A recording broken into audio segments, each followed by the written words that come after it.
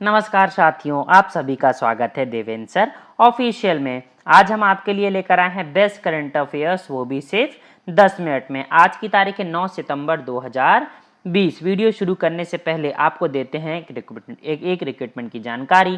राजस्थान सरकार के द्वारा स्टेनोग्राफर्स के यहाँ पर 1085 पद के लिए वैकेंसीज जारी की गई है। तो अगर आप एलिजिबल हैं तो 24 सितंबर 2020 से पहले फॉर्म भरना मत भूलिएगा। आपको इस वीडियो की पीडीएफ और बहुत सारे नोट्स मेरे Telegram page Devendra sir official में मिल जाने वाले हैं। आप चाहें तो ज्वाइन कर सकते हैं। और अगर आपको वीडियो पसंद हो तो शेयर और सब्सक्राइब करना मत भूलिएगा। चलिए शुरुआत करते हैं हम अपने वीडियो की। आज का हमारा पहला प्रश्न है कि वोडाफोन आइडिया कंपनी ने अपना नाम बदलकर क्या किए जाने की घोषणा कर दी है। तो वोडाफोन से वी और आइडिया से आई लेकर यहाँ पे वी नाम का एक नया नाम और नया लोगो जारी किया गया है वोडाफोन आइडिया कंपनी के द्वारा।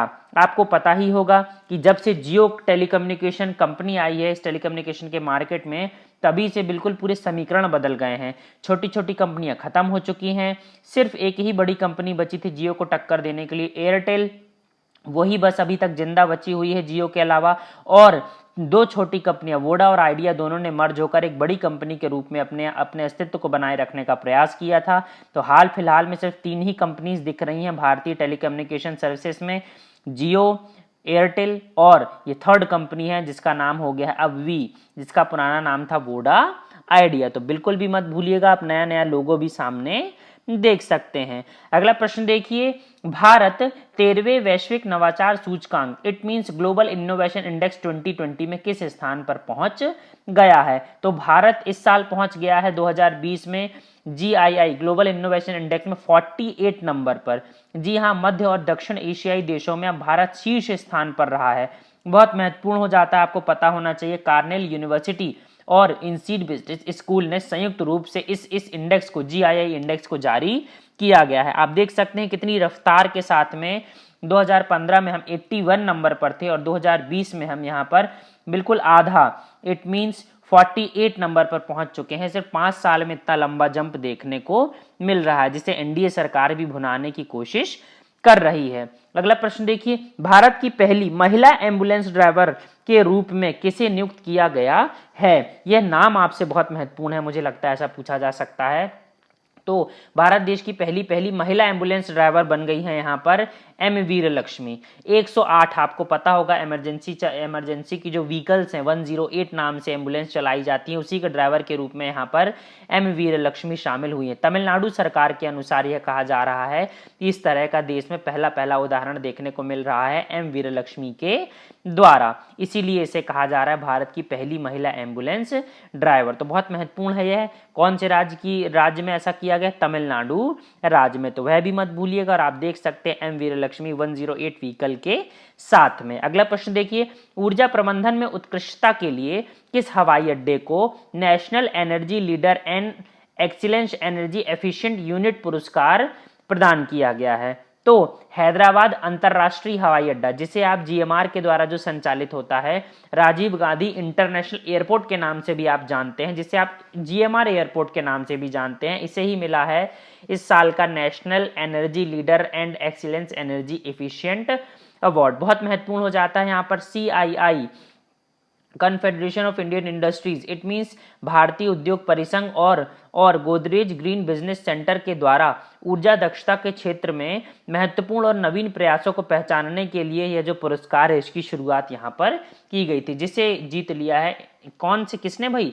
हैदराबाद इंटरनेशनल एयरपोर्ट ने। आप देख सकते हैं बहुत खूबसूरत एयरपोर्ट है, काफी इंटरनेशनल उड़ानें भी यहाँ से जारी की जाती हैं। अगला प्रश्न देखिए, भारतीय रेलवे बोर्ड का नया मुख्य कार्यकारी अधिकारी इट मीन CEO किसे नियुक्त किया गया है। तो VK यादव जो अभी तक चेयरपर्सन थे किसके भाई? रेलवे बोर्ड के, इन्हें ही बना दिया गया है अब विनोद कुमार यादव को क्या? CEO रेलवे बोर्ड का। मंत्रिमंडल की जो नियुक्ति समिति होती है उनके द्वारा यह अनुशंसा कर दी गई है। चेयरमैन और CEO का अब कैडर कंट्रोलिंग ऑफिसर होगा, जो कि DG HR की मदद से मानव संसाधनों के लिए जिम्मेदार होगा। आपको याद होगा, मैं पहले भी आपको बता चुका हूं, ये देख सकते हैं आप विनोद कुमार यादव को।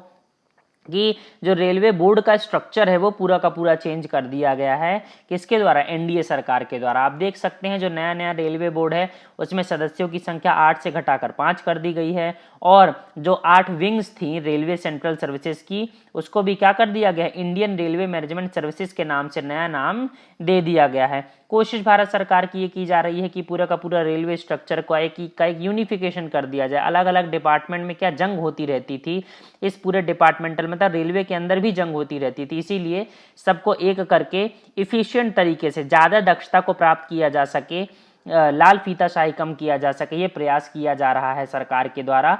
देखते हैं कब तक इसमें कैपेबल होती। इसी के तहत यह एक नया प्रयास है, आप देख सकते हैं वीके यादव को सीईओ बनाने का क्या भाई जिम्मेदारी देना। मैं फिर से रिपीट कर रहा हूँ, विनोद कुमार यादव रेलवे बोर्ड के सीईओ बनाए गए। आप जोन्स को देख सकते हैं भारतीय रेलवे के, आप उन जोन्स को याद करने की ट्रिक देख सकते हैं। साथ में आप देख सकते हैं हमारे रेल मंत्री महोदय पीयूष गोयल को।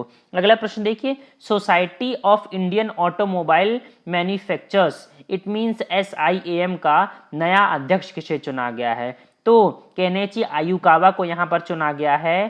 किसका भाई? साइम का नया क्या अध्यक्ष। ये मारुति सुजुकी के एमडी और सीईओ हैं, 2 साल की अवधि के लिए इनको चुना गया है। अब यह राजन बडेरा का स्थान यहाँ पर ले रहे हैं। साथ ही साथ इस साइम के नए नए उपाध्यक्ष भी बने हैं, विपिन सोंधी जो कि अशोक लेलैंड के एमडी और सीईओ हैं। आपको यह पता होना चाहिए, बहुत महत्वपूर्ण है, ये society of Indian automobile industries भारतीय मोटर वाहन उद्योग का एक सर्वोच्च निकाय होता है यहाँ पर, इसीलिए आपको यहाँ पर अध्यक्ष का नाम भी याद होना चाहिए, जिसकी स्थापना जुलाई 2012 में हुई थी और इसका मुख्यालय नई दिल्ली में। आप देख सकते हैं नए नए प्रेसिडेंट महोदय को जो कि मारुति सुजुकी से क्या है?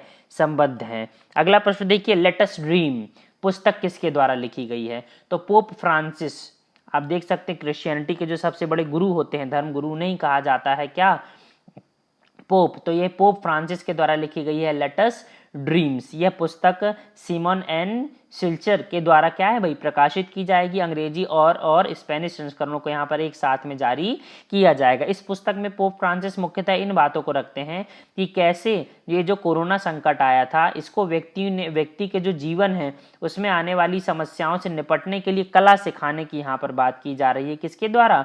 पोप फ्रांसिस के द्वारा, जिसमें उन्होंने खुद के ही अपने कुछ प्रमुख क्या है भाई निजी जीवन के प्रमुख कुछ संकट थे, उन्हीं का जिक्र यहाँ पर किया है। तो आप देख सकते हैं नई नई बुक का cover page let us dreams. इसके अलावा आपको याद होगा कि कनेक्टिंग, कम्युनिकेटिंग और चेंजिंग बुक का भी अनावरण किया गया था प्रकाश जावड़ेकर के द्वारा, जो कि भारत के उपराष्ट्रपति का जो कार्यकाल था उस पर उनके जो भाषण थे उनके ऊपर यह लिखी गई थी। आप देख सकते हैं उपराष्ट्रपति महोदय को, साथ में मंत्री महोदय को। इसके अलावा आपको याद होगा our only home a climate appeal to the world नामक एक नई पुस्तक भी लिखी गई थी। तिब्बती जो आध्यात्मिक धर्म गुरु हैं दलाई लामा, इनके द्वारा लिखा गया था। इसके अलावा आपको याद होगा दलाई लामा की हिज हॉलीनेस दी 14 दलाई लामा, यह भी लिखी गई थी। इसके अलावा आपको याद होना चाहिए कि रॉ a history of India's covert operations, यह पुस्तक लिखी थी यतीश यादव ने। इसके अलावा आपको याद होना चाहिए एक पुस्तक थी the India way strategies for an uncertain world, यह जो भारत देश के विदेश मंत्री एस जयशंकर इनके द्वारा लिखी गई थी। इसके अलावा मैं आपको एक बुक और बताना चाहूँगा अमेजिंग अयोध्या, यह नीना राय के द्वारा लिखी गई थी। तो कुछ महत्वपूर्ण बुक्स भी हमने यहाँ पर देख ली। अगला प्रश्न देखिए, इटली के ऑटोड्रोम नाजियोनोम मोन्जा में आयोजित फॉर्मूला 1 इटालियन ग्रैंड प्रिक्स 2020 किसने जीत ली है? तो इस इटालियन ग्रैंड प्रिक्स 2020 को जीता है पियरे गैसली ने। बहुत महत्वपूर्ण हो जाता है, फ्रांस के यहाँ पर ये ड्राइवर हैं, उनकी पहली ही क्या थी? ग्रैंड प्रिक्स जीत है, तो इसीलिए महत्वपूर्ण हो जाते हैं। दूसरे नंबर पर आप देख सकते हैं कार्लोस सेंज जूनियर थे और तीसरे स्थान पर थे लांस स्ट्रोक। लुइस हैमिल्टन यहाँ पर 7वें स्थान पर पहुंचे हैं, जो गत पुरानी रेसों को कंटिन्यूटी में जीत रहे थे। आप नए नए रेसर को देख सकते हैं। अगला प्रश्न देखिए, हर साल विश्व स्तर पर international day of clean air for blue skies अर्थात नीले आसमान के लिए स्वच्छ वायु का अंतर्राष्ट्रीय दिवस कब मनाया जाता है? तो 7 सितंबर को मनाया जाता है।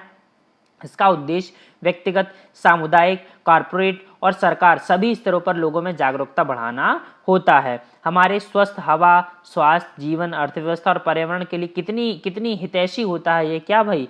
आसमान। कितना प्रमुख होती है यह क्या? वायु। इसी पर यह निर्धारित किया गया है, इसी को याद करने के लिए मनाया जाता है। डब्ल्यूएचओ का मुख्यालय जेनेवा स्विट्जरलैंड में, और इसके जो हाल फिलहाल में महानिदेशक हैं वो है टेड्रोस एडोनोम। तो बहुत महत्वपूर्ण है, भूलिएगा मत, international day of clean air for blue skies. अगला प्रश्न देखिए, भारत में हर साल राष्ट्रीय पोषण सप्ताह कब मनाया जाता है?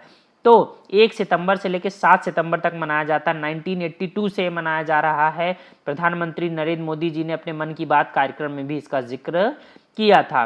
राष्ट्रीय पोषण सप्ताह के कार्यक्रम को भारत सरकार के महिला और बाल विकास मंत्रालय के अंतर्गत आने वाले खाद्य और पोषण बोर्ड के द्वारा आयोजित किया जाता है, ताकि मानव शरीर के लिए जरूरी पोषण के महत्व और भूमिका से यहाँ पर लोगों को शिक्षित किया जा सके। मैं आपको बताना चाहूँगा, सबसे ज़्यादा कुपोषण की समस्या विश्व में अगर वो है कहीं तो वो भारत देश में है, और भारत देश में सबसे ज़्यादा कुपोषित बच्चे रहते हैं मध्य प्रदेश में। भूलिएगा मत, महिला और बाल विकास मंत्री हैं स्मृति ईरानी।